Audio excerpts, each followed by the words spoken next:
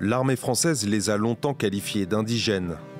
Des soldats dits musulmans venus du Maghreb ou encore tirailleurs sénégalais, en réalité originaires de toutes les colonies françaises d'Afrique subsaharienne.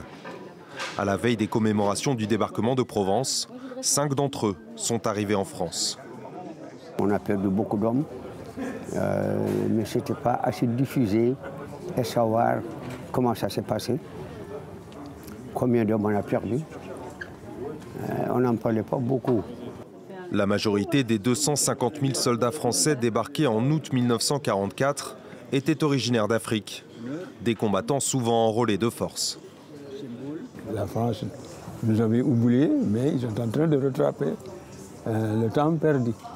Si la France a pu écrire sur son drapeau liberté, égalité, fraternité, c'est en partie grâce aux tirailleurs sénégalais.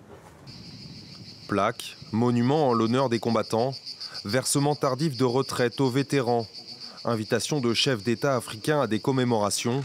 Ces dernières années, l'État français tente d'honorer la mémoire de ces vétérans africains en soulignant leur rôle majeur dans la libération de la France. Mais le chemin reste encore long, estiment plusieurs associations.